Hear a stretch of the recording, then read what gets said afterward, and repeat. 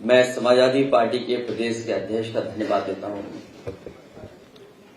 और हमारी पार्टी के तमाम नेता जो यहां बैठे हैं, मैं उनका धन्यवाद, अपने पत्रकार साथियों का बहुत बहुत धन्यवाद। कल मैं नहीं मिल पाया आपसे, आप लोग कल ही जिद कर रहे थे मिलने के लिए, लेकिन कार्यकर्ता और बड़ी संख्या में लोग होने की वजह से और हमारे पास कोई ऐसा स्थान नहीं था जो आपसे आराम से बैठ करके बात कर पाते। आपका संदेश मिला था, इसलिए आज आपसे बातचीत करने का मौका मिल रहा है। हमारे बाईं तरफ व्यास जी गौड़ बैठे हैं, आदिवासी समाज और आदिवासी समुदाय के लगातार उनके बीच काम कर रहे हैं। कल के कार्यक्रम के लिए मैं समाजवादी पार्टी के कार्यकर्ता नेताओं को बहुत बहुत बधाई देता हूं। जहां सिरमौर में लक्ष्मण तिवारी जी, पार्टी के हमारे प्रदेश अध्यक्ष और संगठन ने प्रयास किया, एक अच्छी चुनावी सभा का आयोजन हुआ है।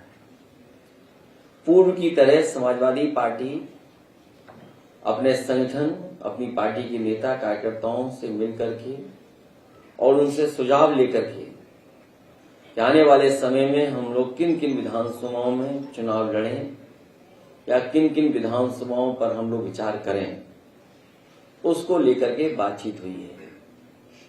और हमारी उम्मीद है सभी समाजवादियों की कि हम लोगों का पूरा सहयोग रहेगा और इस मुकाबले में भारतीय जनता पार्टी कैसे हारे उस दिशा में समाजवादी पार्टी काम करेगी। इधर तो समाजवादी पार्टी एक विधायक जीता था और कई जगह हमारे साथियों ने बहुत अच्छा चुनाव लड़ा। पहले की जो समाजवादी पार्टी आंदोलन से जो लोग जुड़े हैं उसके बारे में भी आप जानते होंगे। समय समय पर समाजवादी पार्टी ने न केवल खाता खोला है, बल्कि बड़ी संख्या में पार्टी ने विधायक भी जिताए हैं। और कई साथी जो हमारे संगठन में या समाजवादी पार्टी में रहे हैं, वो आज दूसरे दलों में भी किसी न किसी स्थान पर बैठे हैं। अगर मध्य प्रदेश को हम लोग देखें तो कभी हम लोग एक हिस्से से जीत गए, कभी दूसरे हिस्से से जीत गए, कभी यूपी के बॉर्डर के आसपास सीटें जीत गए, लेकिन बहुत बड़ी गुंजाइश है समाजवादी विचारधारा की और लगातार समाजवादियों ने काम किया यहां पर। और मुझे उम्मीद है कि जिस तरीके से समाजवादी पार्टी ने इंडिया गठबंधन के साथ काम किया और इंडिया गठबंधन के साथ आए हैं, और हमारी जो स्ट्रेटेजी है, जो रणनीति है, वो पीडीए है। अगर पीडीए को लेकर के मध्य प्रदेश में काम किया जाएगा तो हमें उम्मीद है कि यहां भी एक बहुत बड़ा परिवर्तन दिखाई देगा। भारतीय जनता पार्टी ने पिछले न जाने कितने वर्षों से यहां पर राज किया है, लेकिन क्या मध्य प्रदेश आगे बढ़ा है? क्या मध्य प्रदेश में खुशहाली आ गई है? और जो अखबारों के विज्ञापन हमें देखने को मिलते हैं, आप तो मध्य प्रदेश में हैं, तो स्वाभाविक है यहां पर अखबारों में 2-2 पेज के, 3-3 पेज के विज्ञापन देखे होंगे। टीवी पर तो न्यूज के बाद कोई समय खाली नहीं बचता है जहां पर विज्ञापन ना आ जाता हो। और जहां चुनाव नहीं है, उत्तर प्रदेश में भी बड़े बड़े विज्ञापन आ रहे हैं। अंग्रेजी अखबार हो तो अंग्रेजी में विज्ञापन, हिंदी अखबार हो तो 2-2 पेज के विज्ञापन उसमें। तो ये जो बीजेपी का प्रचार का काम करने का तरीका है, लेकिन जमीनी हकीकत कुछ और है। इतने वर्षों के बाद और दिल्ली की सरकार होने के बावजूद सबसे ज्यादा अन्याय, उत्पीड़न या सबसे ज्यादा परेशानी में अगर कोई है तो हमारी माताएं बहनें हैं। देश के आंकड़ों में अगर हम मध्य प्रदेश का स्थान देखें तो सबसे आगे दिखाई देता है मध्य प्रदेश, कि जहां सबसे ज्यादा माताओं, बहनों, बेटियों के साथ अन्याय हो रहा है। हाल ही की बगल की जो घटना सुनने में आई है 12 साल की बेटी के साथ, कोई आज कल्पना कर सकता है? जो प्रदेश 1,20,00,000 बेटी माताएं बहनों को लाडली योजना से जोड़ रहा हो, 1,20,00,000 के लगभग उस प्रदेश में ये हालत हो। और फिर एनसीआरबी का आंकड़ा हमारा नहीं है, कोई समाजवादियों का आंकड़ा दिया हुआ नहीं है, ये तो प्रदेश सरकार से जो आंकड़े जाते हैं दिल्ली में, उन्हीं आंकड़ों के हिसाब से मैं बोल रहा हूं। आप सोचिए, 20 साल लगभग यहां पे सरकार और 10 साल दिल्ली की सरकार ने मिलकर के अगर यहां पे असुरक्षित और असुरक्षा की भावना दी है माता बहनों में, तो क्या तरक्की और क्या खुशहाली है। और फिर आरक्षण को पास कर रहे हैं लोकसभा में, और ये कहकर के कि ये माताओं बहनों को सम्मान के लिए हम योजना लेकर के आ रहे हैं। बीजेपी के लोग इसको लेकर के धूमधाम से प्रचार कर रहे हैं कि हमने महिला रिजर्वेशन बिल लोकसभा और राज्यसभा से पास कर दिया है, लेकिन जब सच्चाई देश ने जानी तो न जाने कब ये लागू होगा। लागू जब हो तब लागू हो, लेकिन उससे पहले भारतीय जनता पार्टी को जो ये बिल लेकर के आए हैं, कम से कम उन्हें साबित करना चाहिए कि मध्य प्रदेश की जो सूची होगी जिसमें चुनाव लड़ाने के प्रत्याशी होंगे, उसमें कम से कम 33% महिलाएं दिखाई दें, और 33% वो हों जो उनकी कार्यकर्ता हों, उनकी पार्टी के संगठन की माताएं बहनें हों। और अगर ये 33% नहीं देते हैं तो इसका मतलब यह है कि लोकसभा में और राज्यसभा में केवल देश की जनता को धोखा देने के लिए और खासकर माताओं बहनों को धोखा देने के लिए बिल लेकर के आए हैं। अभी जो सूची दिखाई दे रही है, जो भी जारी की है उन्होंने सूची, तो ऐसी सूची तो नहीं है जिसमें 33% महिलाएं दिखाई दे रही हों। लेकिन समाजवादी पार्टी की कोशिश होगी, जो समाजवादी पार्टी ने पक्ष रखा कि पिछड़े मुसलमान भाई अल्पसंख्यक उनकी भी भागीदारी हो, तो समाजवादी पार्टी अपने पार्टी स्तर पर जरूर विचार करेगी कि अगर हमें 20% भी महिलाएं लड़ानी पड़ी तो हम लोग 20% लड़ाने का काम करेंगे। अभी सुनने में आ रहा है कि लाडली योजना का विस्तार हो रहा है, उसमें धन भी बढ़ाया जा रहा है। समाजवादियों का मानना है कि 1,000, 1,500, 2,000 से काम चलने वाला नहीं है हमारी माताओं बहनों का, और खासकर मध्य प्रदेश में। तो इसलिए समाजवादी पार्टी की मांग भी है और हम अपने घोषणा पत्र में भी शामिल करेंगे कि यहां की माताएं बहनें जो गरीब हैं, आदिवासी हैं, पिछड़ी, दलित या किसी वर्ग की हों, उन्हें कम से कम 6,000 रुपया मिलना चाहिए। ये सवाल कर सकते हैं लोग कि 6,000 कैसे देंगे आप, जब आप रजिस्ट्री में 1% ले रहे हैं रजिस्ट्री कराने में। हमारे प्रदेश में तो रजिस्ट्री फ्री मानिए, नई योजना आ रही है। आपके अगर ब्लड रिलेशन में कोई है तो मामूली पैसा लगता है, आप रजिस्ट्री करा लीजिए। तो 1% भी क्यों यहां। जो बिजली का सपना दिखाया जा रहा है कि देश में, और कहने को ये भी कह रहे हैं कि दुनिया में सबसे बड़ा सोलर प्लांट है। अगर दुनिया का और देश का सबसे बड़ा सोलर प्लांट है तो आखिरकार बिजली क्यों नहीं मिल रही मध्य प्रदेश के गरीबों को, और सस्ती बिजली क्यों नहीं मिल रही। सुनने में तो आता है कि दूसरे प्रदेशों से भी महंगी बिजली मिल रही है, और सोलर प्लांट की बिजली न जाने किन वीआईपी तारों से सीधी दिल्ली जा रही है, मध्य प्रदेश की जनता को नहीं मिल रही।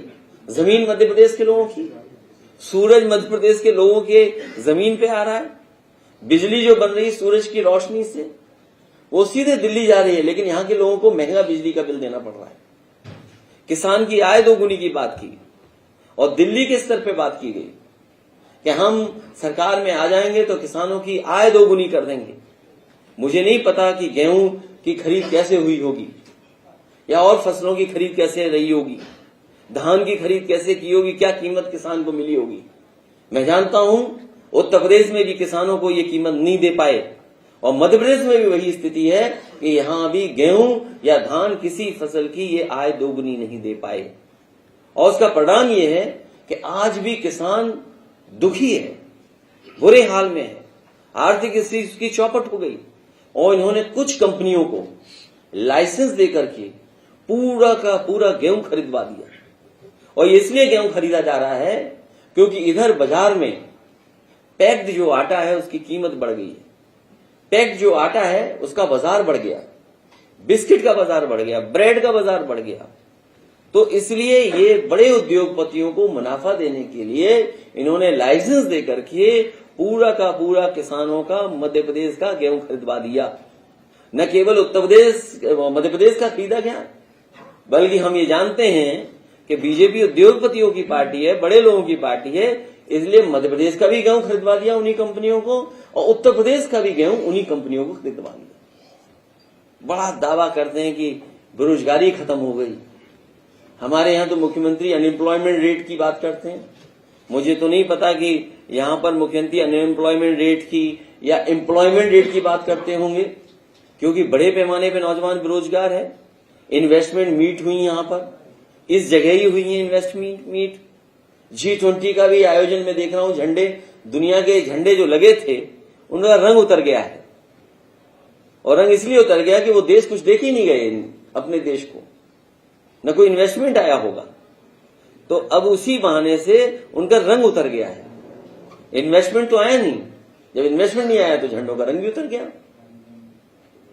तो हर वर्ग के लोग आज दुखी हैं और मध्य प्रदेश में परिवर्तन होना तय है। इस परिवर्तन में इंडिया गठबंधन में समाजवादी पार्टी के लोग साथ हैं और हमें उम्मीद है कि समाजवादी पार्टी पूरी जिम्मेदारी से और अपने निष्ठावान कार्यकर्ताओं को लेकर के चुनाव लड़ेगी। पहले से ज्यादा सीटें समाजवादी पार्टी जीतने जा रही है। इंडिया में आप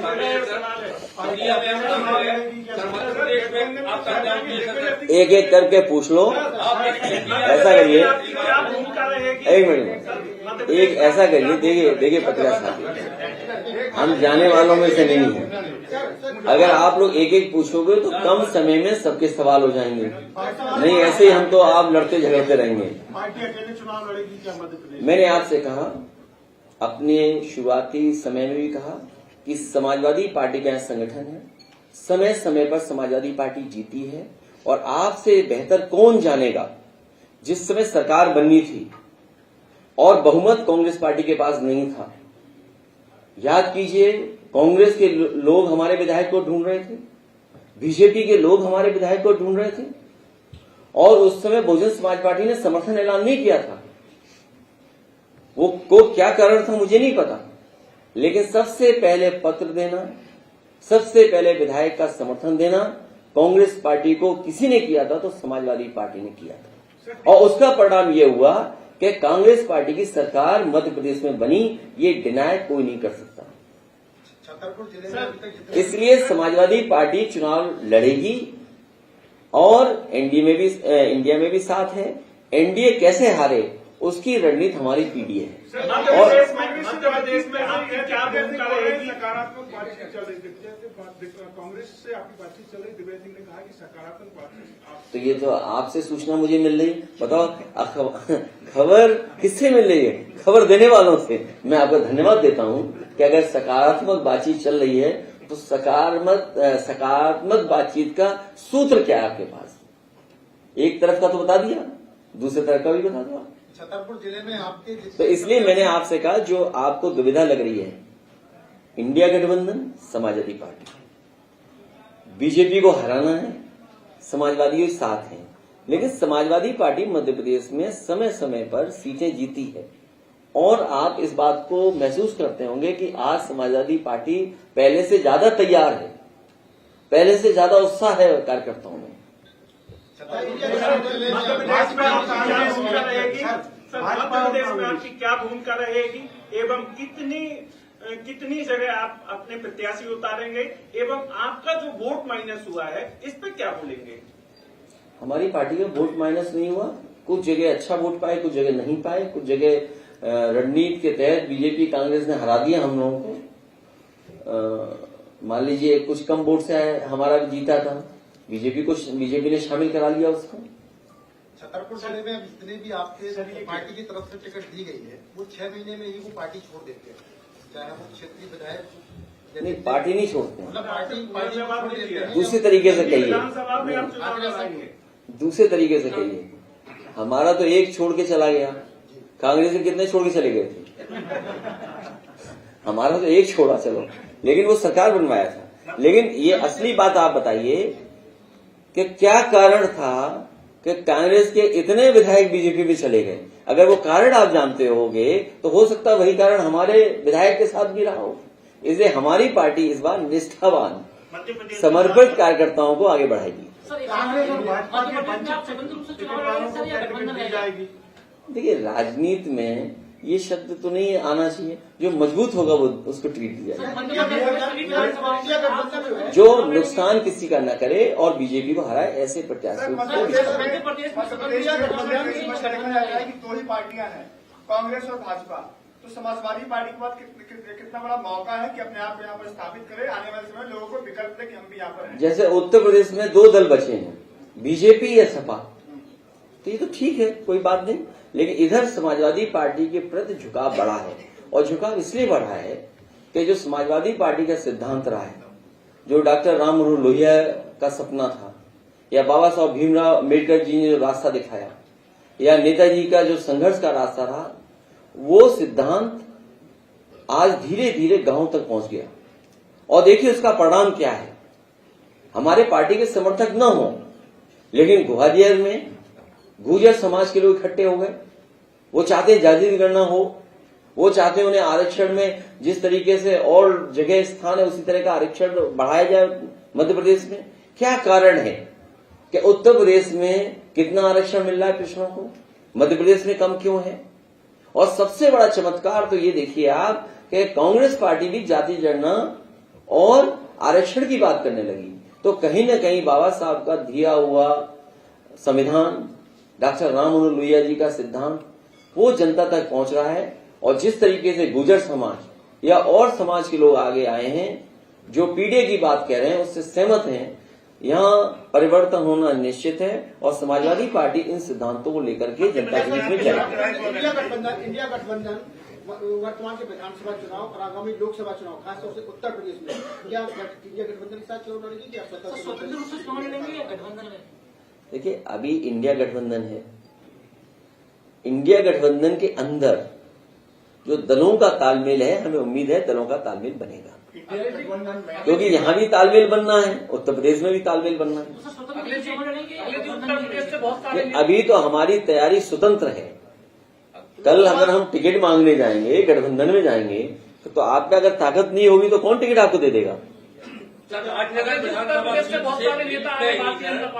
विधानसभा सीट में बीजेपी और कांग्रेस के उम्मीदवार घोषित हो चुके हैं, लेकिन इनके जो भगोड़े लोग हैं, क्या उनका इंतजार कर रही है समाजवादी? नहीं, भगोड़े लोग मत बोलिए, सिद्धांत वाले लोग जो हैं जो संघर्षशील है नेता। ये राजनगर यही विधानसभा है, और आप लोग जानते होंगे जो विधायक हैं वो कभी समाजवादी पार्टी से उन्होंने ओपनिंग की थी। इंडिया गठबंधन क्या आप लोगों ने अभी तय कर पाए हैं कि 24 में जो चुनाव होगा उसमें पीएम का उम्मीदवार के लिए? देखिए, मैंने इस सवाल का जवाब कई मौकों पर कई स्थानों पे दिया है। इस इंडिया अलायंस में बहुत सी चॉइस है। आपको उम्र के हिसाब से चॉइस चाहिए तो उम्र के हिसाब से चॉइस है आपके पास, कम उम्र का चाहिए तो वो भी आपके पास है, ज्यादा उम्र का चाहिए वो भी है आपके पास, मुख्यमंत्री चाहिए वो भी है, पूर्व मुख्यमंत्री है वो भी है। फिर अगर आपको जाति के हिसाब से चाहिए हो, पिछड़ा चाहिए हो, अगड़ा चाहिए हो, दलित चाहिए हो, मुस्लिम चाहिए हो, वो भी हमारे पास है। तो हमारे पास कितनी चॉइस है, सोचिए आप। और मैं आपसे आज कह के जा रहा हूं, 2014 में जो लोग आए थे वो 2024 में चले जाएंगे, और यूपी की भूमिका सबसे महत्वपूर्ण होगी और सबसे बड़ी भूमिका होगी। जो मध्य प्रदेश में दिखाई दे रहा है, आप बताइए कहां बेरोजगारी पहुंच गई। यहां जब सरकार बीजेपी की बनी होगी तो डीजल पेट्रोल की कीमत क्या 40 रुपए रही होगी, और आज कीमत बताइए डीजल पेट्रोल की क्या है। जो मध्य प्रदेश, खासकर मुरैना और आसपास का इलाका और राजस्थान, उत्तर प्रदेश का भी हिस्सा, ये सरसों का क्षेत्र है।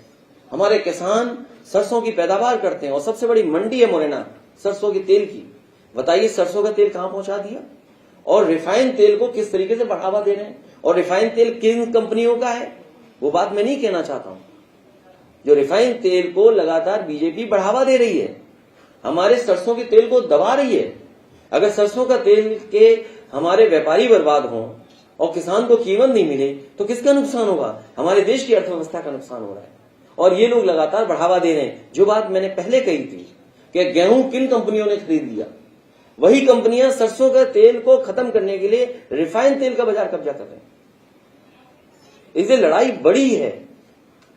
इस बड़ी लड़ाई में हम आपका भी साथ चाहते हैं। और जो परिस्थितियां उत्तर प्रदेश में हैं, महंगाई कहां पहुंच गई, बेरोजगारी कहां पहुंच गई, अन्याय कहां पहुंच गया, क्या मध्य प्रदेश में नहीं दिखाई दे रहा? 20 साल हो गए, बताइए। अभी मैं कल ही अपने साथियों से पूछ रहा था, आप बताइए बुलेट की कीमत क्या थी 40 साल पहले, 20 साल पहले जब इनकी सरकार बनी होगी? क्या बुलेट की कीमत रही होगी, मोटरसाइकिल की कीमत? डीजल पेट्रोल की तो बढ़ी है, लेकिन एक मोटरसाइकिल की कीमत क्या थी और आज मोटरसाइकिल की कीमत क्या है? गरीब नहीं खरीद सकता।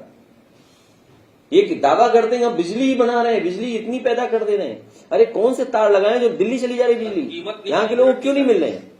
कीमत नहीं बढ़ी सर, जीएसटी बढ़ गया है। सवाल वो नहीं है, लेकिन जीएसटी का जो पैसा है किसकी जेब में जा रहा है? मान लीजिए जीएसटी से पैसा इकट्ठा हो रहा है, तो आप गरीब को पैसा दे दीजिए घर मकान बनाने के लिए। आप क्या रुपए दे रहे हो? 1,25,000, 1,50,000 गरीब के घर के लिए। मैं अभी प्रधानमंत्री जी का भाषण सुन रहा था, उन्होंने कहा कि कांग्रेस ने कभी शौचालय नहीं बनाए, इसलिए हमने शौचालय बना दिए। तो ये क्या बात हुई कि कांग्रेस ने भी शौचालय में पानी नहीं दिया, तो आपने भी पानी नहीं दिया शौचालय में? सर यूपी में बहुत बड़ा मुद्दा है। यूपी में आप लगातार इस पे बात करते हैं आवारा पशुओं की। हम लोग यहाँ पर जब लोगों से बातचीत करते हैं और कल हम आ भी रहते हैं तो बहुत सारे आवारा पशु यहाँ पर आ रहे हैं सड़कों पर। लोग बहुत परेशान हैं, मगर का लगता है यूपी से सब कुछ बढ़े है। अगर समाजवादी पार्टी गठबंधन में सरकार में आती है तो क्या करेगी उसके लिए? मैं आपसे कहूंगा कि अपनी रफ्तार थामे रखना। नहीं रफ्तार कहीं हुई तो किसी जानवर टकरा जाओगे तो अस्पताल हमें देखने आना पड़ेगा आपको। उत्तर प्रदेश में कोई दिन ऐसा नहीं जाता जिस दिन इन जानवरों से किसी की जान न जा रही हो। और ये बात मैंने विधानसभा में भी कही, जो प्लेटफॉर्म मिला मैंने उस पर भी कहा। और ये स्थिति आपकी मध्य प्रदेश में भी दिखाई दे रही है कि जैसे ही हम लोग एयरपोर्ट से निकले तो सबसे पहले स्वागत उन्हीं लोगों ने हमारा किया। और आज भी जब मैं वापस जाऊंगा हो सकता है हमें विदाई भी दे रहे हैं वो लोग। तो ये समस्या है जिसकी समस्या का समाधान बीजेपी को करना चाहिए था। हजारों करोड़ रुपए उत्तर प्रदेश में खर्च हो गए, हजारों करोड़। पता नहीं कहां जा रहा वो हजारों करोड़ रुपया। और स्वाभाविक है यहां भी हजारों करोड़ रुपए खर्च हो रहे होंगे। तो जब इतना पैसा खर्च कर रहे हो तो आखिरकार इस समस्या का समाधान क्यों नहीं हो रहा? और सुनने में ये आया है कि यहां पे स्लॉटर हाउस खुल गया है कोई। यहां है कि हरियाणा में है? बताओ, बीजेपी के लोग स्लॉटर हाउस खुलवा रहे हैं। कहीं है, अब पता करो, हो सकता है मेरी जानकारी ना हो, लेकिन हरियाणा में तो खुल गया।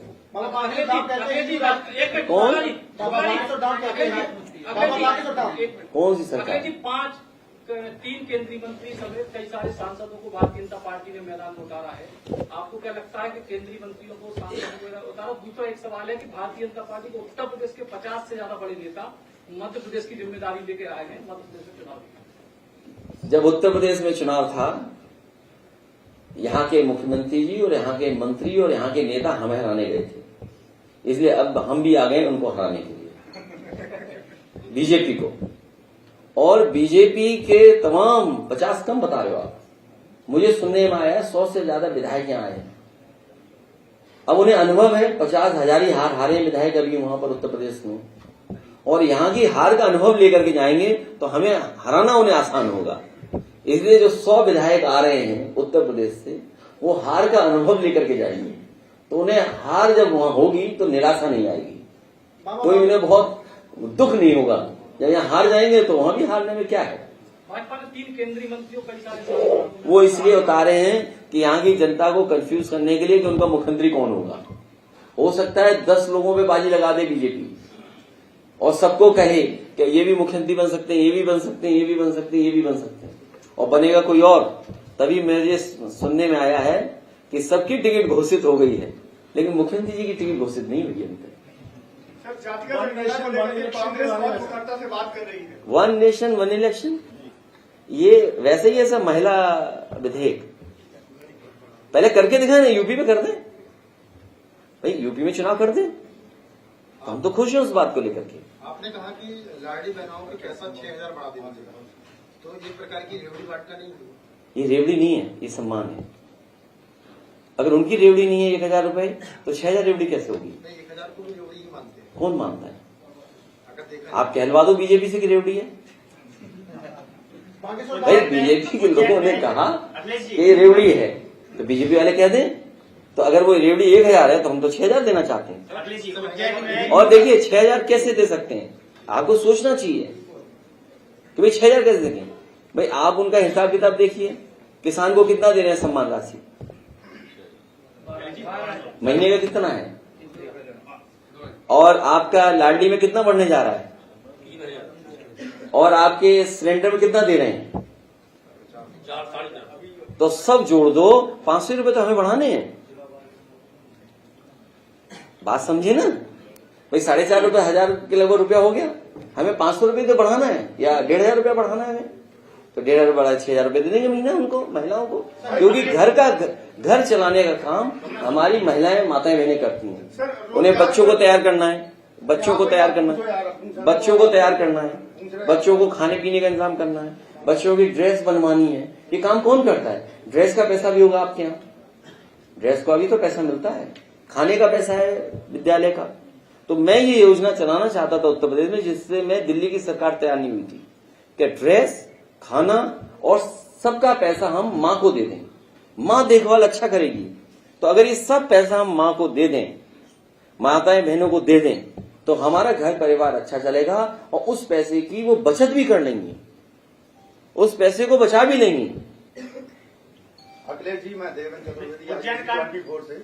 अखिलेश जी, हमारा सवाल है कि आप कितनी विधानसभा पर मध्य प्रदेश में चुनाव लड़ेंगे? चतुर्वेदी लोग सब यूपी के होते हैं, हैं?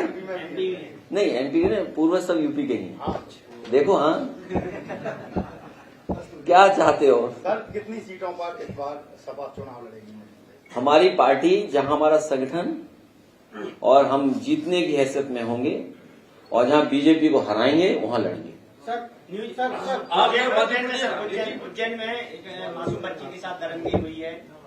गृह मंत्री जी ने एसआईटी गठित की है जांच के लिए, और जो यहाँ के सांसद और प्रदेश अध्यक्ष बीडी शर्मा जी, उन्होंने फांसी की मांग की है आरोपी की। देखिए, ये नेताओं के भी कमेंट आए हैं, इस पे क्या कहेंगे आप? ये बताइए, ये तो आज घटना हुई, दुखद है, और मैंने पहले ही कहा कि मध्य प्रदेश सबसे आगे इन घटनाओं में, जो घटनाएं हो रही हैं।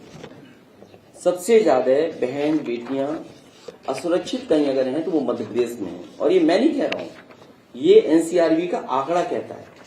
और अगर ये बात आ रही है फांसी देने की, सजा जल्दी दिलाने की, फास्ट ट्रैक पे ले जाने की, तो हम उससे सहमत हैं। लेकिन सवाल ये, घटना क्यों हो रही है मध्य प्रदेश में इतनी? आप 10 साल से क्या कर रहे थे यहाँ पर? आपने सुरक्षा का माहौल क्यों नहीं बनाया यहाँ पर? उसका जिम्मेदार कौन है?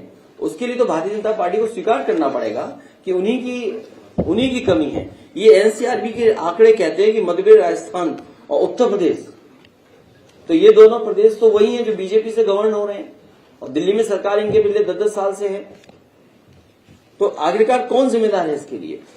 एनसीआरबी का आंकड़ा हमारा नहीं है, तो इस पे जवाब भारतीय जनता पार्टी क्या देगी? सर, इस समय हिंदू राष्ट्र की बात हो रही है, खासतौर से बाबा बागेश्वर धाम, इसको लेकर के अभियान भी चला रहे हैं, आप क्या कहना चाहेंगे? एक लोहिया जी की किताब अभी मुझे दी किसी ने, हिंदू बनाम हिंदू, ये किताब पढ़ लीजिए। हमारी मूल लड़ाई यही है।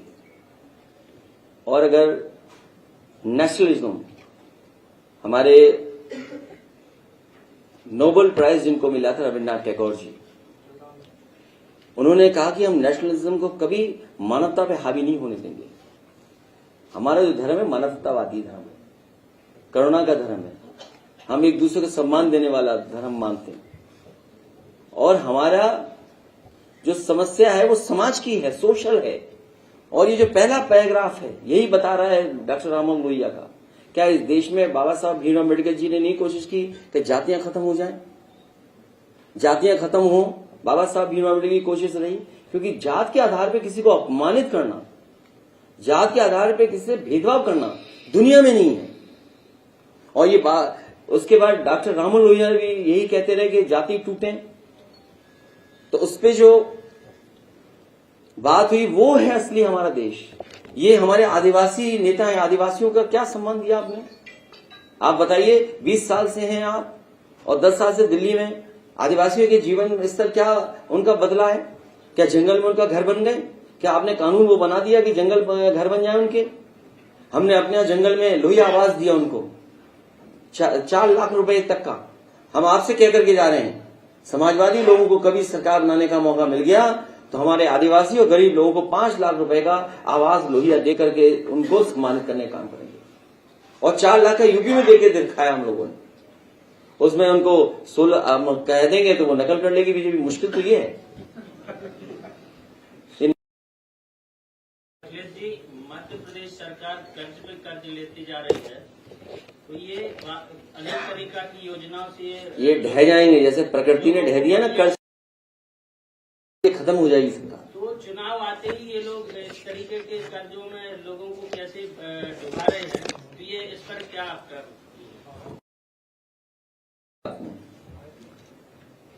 नोटबंदी सबसे बड़ा भ्रष्टाचार था, लेकिन लोगों को ये संदेश दिया कि भ्रष्टाचार और पहली सरकार है जिसने नोट छापा और नोट बंद कर दिया। और इन्होंने बड़े बड़े चैनलों के माध्यम से ये प्रचार करवाया, चिप लगी हुई है और ड्रोन खरीद लिए इन्होंने। तो आज बताओ ड्रोन से वो चिप ढूंढेंगे कि नहीं ढूंढेंगे? आज भी लोगों ने निशानी के लिए रखे हैं 2000। और जो बात आप कह रहे हो कर्ज पर कर्ज, ये बीजेपी की सरकार तो इतनी अच्छी है कि उद्योगपतियों का कर्ज माफ, उद्योगपतियों का। हमारी मांग है किसानों का कर्ज माफ हो, सरकार पे लोन बढ़ जाए, उससे कोई फर्क नहीं पड़ता। है भारत सरकार है और भारतीय जनता पार्टी को वो लेने क्यों था लोन? क्या मुख्यमंत्री की मदद प्रधानमंत्री नहीं किए क्या? तब लेना पड़ा ना जब प्रधानमंत्री ने मुख्यमंत्री की मदद नहीं की होगी। तो क्या वजह है? ये सवाल आपको ये पूछना चाहिए कि दिल्ली की सरकार ने क्यों नहीं की, जिसकी वजह से कर्ज लेना पड़ा। और आपने कितने लोकसभा के सांसद जिताए 10 साल में?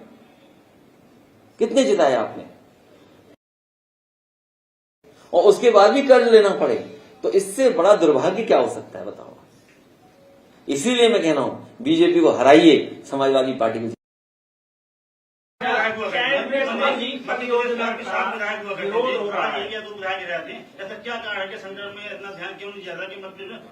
इसी अखिलेश जी, आपकी सारी बातें मान भी ली जाएं जो आपने आरोप लगाए हैं भारतीय जनता पार्टी के ऊपर, लेकिन आपको सरकार बनाने के लिए सरकार बनाए विरोध कर रहे हैं, उनको उनका अपना हक नहीं मिल रहा है। और 5 तारीख को मोदी जी आने वाले थे, उनकी कैंसल हो गया है। जिस भी व्यक्ति को या जिस भी परिवार को वहां से हटाया जाए, अगर आप सेटल कर रहे हैं उसको कहीं,